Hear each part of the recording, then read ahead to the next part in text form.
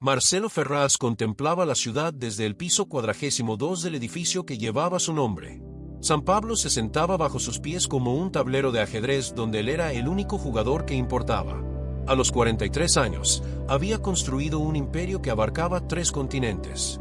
Hoteles de lujo, centros comerciales sofisticados, pisos que cuestan fortunas.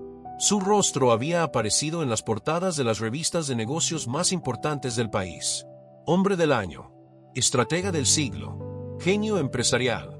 Todas esas palabras parecían pequeñas comparadas con lo que había logrado. La habitación de su despacho reflejaba su posición. Muebles italianos elegidos personalmente. Una colección de arte moderno que sería la envidia de los museos. 2 paredes enteras de cristal ofrecían una vista que pocos mortales podían disfrutar. Cuando Marcelo se sentaba en su sillón de cuero negro, que costaba más que una casa en un barrio exclusivo, sentía que podía tocar las nubes. Su agenda era una lista de imposibilidades que convirtió en realidad. El lunes cerró un trato multimillonario en Londres. El miércoles, firmó la documentación para un nuevo complejo turístico en Bora Bora. Los viernes, recibía ministros y políticos importantes en su restaurante privado. Todos querían algo de él. Todos veían en Marcelo al hombre que hacía realidad los sueños o destruía rivales, según el punto de vista. No tenía amigos, aunque tenía cientos de personas que le acompañaban. No tuvo relaciones duraderas, solo encuentros ocasionales con mujeres hermosas que pronto desaparecieron de su vida.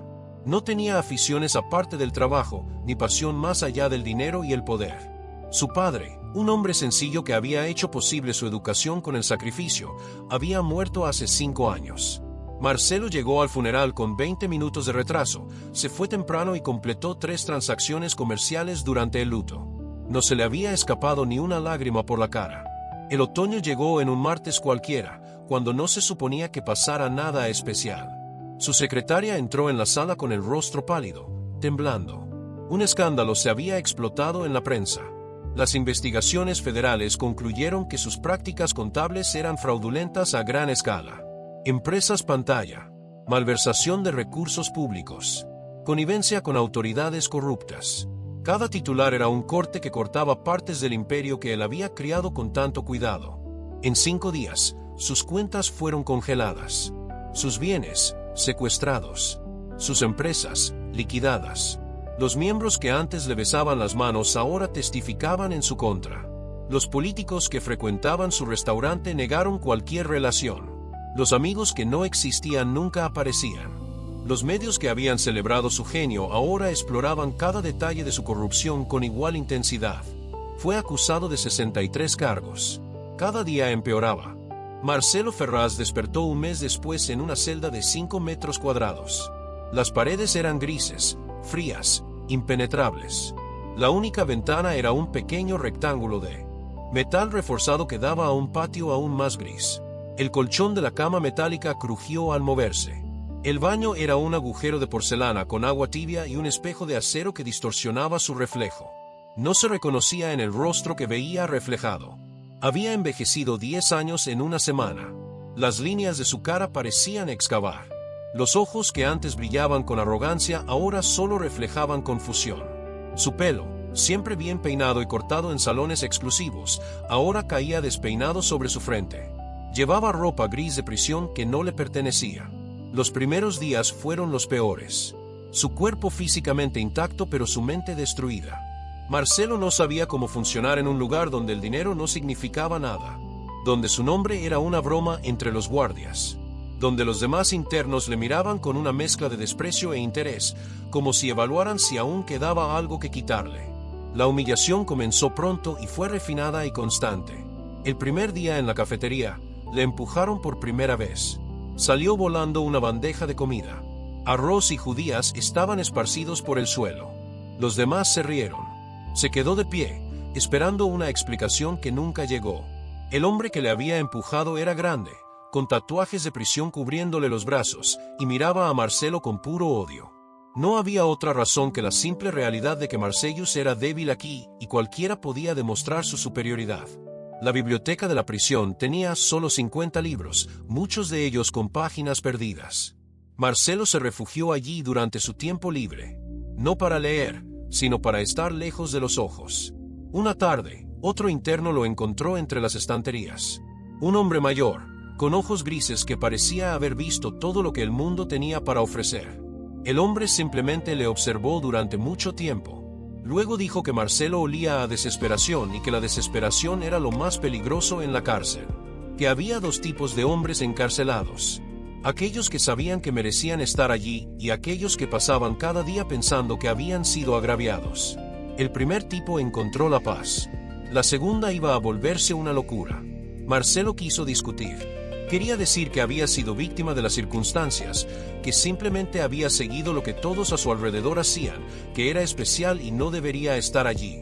Pero algo en los ojos del hombre lo silenció. Y entonces, cuando estuvo solo en su celda esa noche, Marcelo finalmente lloró. No lágrimas de autocompasión, sino lágrimas que parecían venir de un lugar tan profundo dentro del que no sabía que existía. Los meses se convirtieron en años. Marcelo ha envejecido aún más en prisión, pero de una manera diferente. No era solo el paso del tiempo marcando su rostro con arrugas más profundas. Era algo dentro de él que estaba cambiando. Empezó a trabajar en la cocina de la prisión. Era un trabajo sucio, olía a grasa vieja y comida sobrante, pero había algo en preparar comidas para otros que le daba una sensación extraña. Una vez, un joven recluso, de quizá 17 años, comió 3 veces la cantidad normal de comida que había preparado. El chico había llegado recientemente, asustado y delgado, un tipo fácil para los depredadores de la prisión. Marcelo le guardó comida extra en las semanas siguientes. Nadie se dio cuenta salvo el propio chico. Tras unas semanas, el joven buscó a Marcelo en la cocina. Con lágrimas en los ojos, le dio las gracias. Dijo que esa comida extra le había salvado de algo terrible que estaba ocurriendo en su celda. Que había pensado en rendirse, pero ese simple acto de generosidad le había hecho creer que aún quedaba decencia en el mundo. Marcelo se sentó ese día y entendió algo que toda su vida de éxito nunca le había enseñado. Esa decencia no tiene precio. Que pequeños actos de compasión resuenan en las almas de formas que no podemos medir.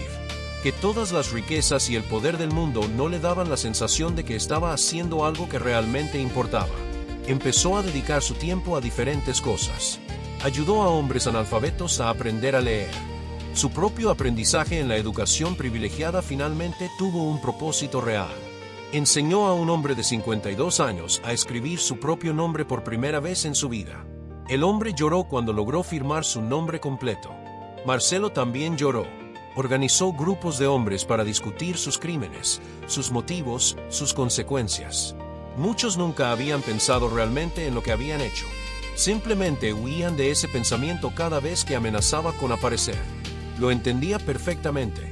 Había pasado toda su vida huyendo, escapando de la realidad de que su éxito se basó en el fraude, huyendo del recuerdo de su padre, que había pedido, cerca del final, que Marcelo usara su dinero para ayudar a la gente. Una petición que Marcelo ignoró con una sonrisa vacía. Durante los años de prisión, Marcelo leyó todos los libros de la biblioteca una y otra vez. Leía filosofía, historia, poesía. Un libro en particular le acompañó. Un pequeño volumen de Dostoyevsky que había encontrado bajo una cama, olvidado. Las palabras sobre la redención, sobre el sufrimiento como camino hacia la transformación, sobre la posibilidad de un renacimiento incluso en las circunstancias más desesperadas, parecían dirigirse directamente a su alma dañada. Había un espejo en la cocina, no deformado como ese acero en su celda.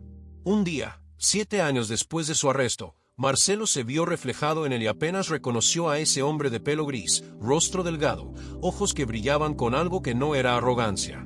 Había sufrimiento, sí, pero también paz. Una paz que nunca había conocido a pesar de toda su riqueza. La noche antes de su liberación, el hombre gris volvió a encontrarse con Marcelo en la biblioteca. Solo estaban ellos dos. El anciano se sentó a su lado sin decir nada durante mucho tiempo. Luego dijo que había visto a Marcelo cambiar, que había visto a un hombre rico y vacío convertirse en un hombre pobre y pleno, que la mayoría de la gente nunca entendería lo que había pasado allí, pero que el mundo necesitaba hombres que hubieran tocado fondo y se reencontraran a sí mismos. Marcelo respiró hondo. Preguntó qué había hecho el anciano para estar allí. El hombre gris solo sonrió y dijo que ya no importaba, que solo importaba lo que ambos decidieran hacer con el tiempo que aún les quedaba. La puerta de la prisión se abrió para Marcelo en una mañana soleada. Literalmente, porque había llovido toda la noche y ahora el mundo brillaba. Caminaba solo.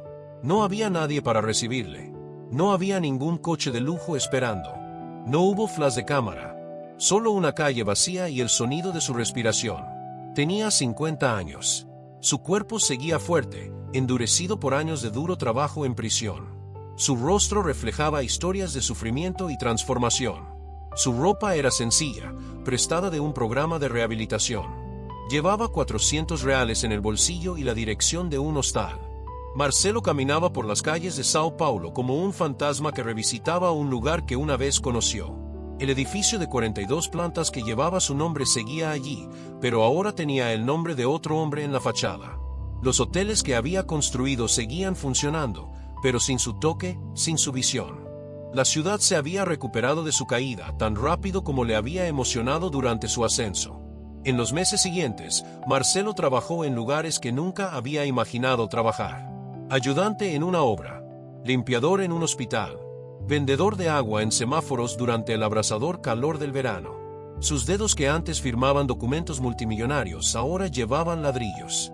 Su espalda, que antes solo se doblaba ante los espejos, ahora se doblaba bajo el peso del trabajo físico. Pero ahora había algo diferente. Cada obra tenía un propósito. Cuando ayudé en la construcción, vi que la estructura que ayudó a levantarla sería vivienda para familias.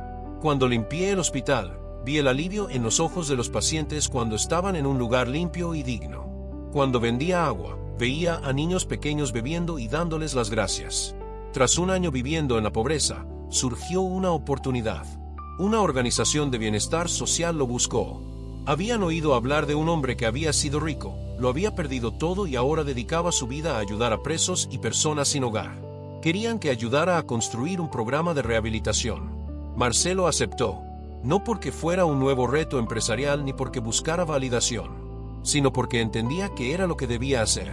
Era la razón por la que había sobrevivido a esos años oscuros. Era la razón por la que se volvió loco y luego reconstruyó su mente. 5 años después, el programa que ayudó a crear había transformado más de 1000 vidas. Hombres que salieron de prisión con un propósito. Mujeres que huyeron de la miseria. Niños que han encontrado mentores. Cada una de estas historias reflejaba el propio viaje de Marcelo. Ahora vivía en un apartamento sencillo en un barrio de clase media. Tenía un coche viejo pero fiable. Comía bien pero sin excesos. Su vida estuvo llena de encuentros con personas necesitadas, visitas a prisiones y desarrollo de programas educativos. Y lo más extraordinario era que ahora se sentía más rico que cuando tenía 3 continentes. Una noche, Marcelo visitó la tumba de su padre. Había pasado 7 años sin poner flores allí. Ahora colocaba flores cada mes. Se detuvo ante la lápida y habló en voz alta, como solía hacer. Dijo que por fin lo había entendido. Que la vida no era acaparar cosas. Se trataba de servir. Que lo había entendido demasiado tarde, pero aún así lo había entendido.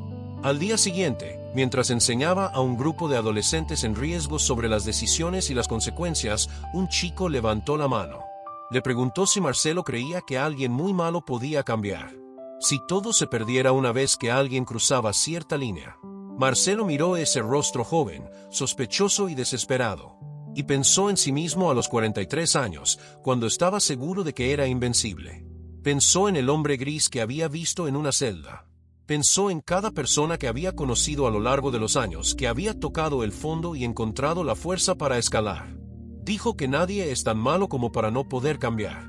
Que el sufrimiento, cuando se acepta y comprende, puede convertirse en la herramienta más poderosa para la transformación.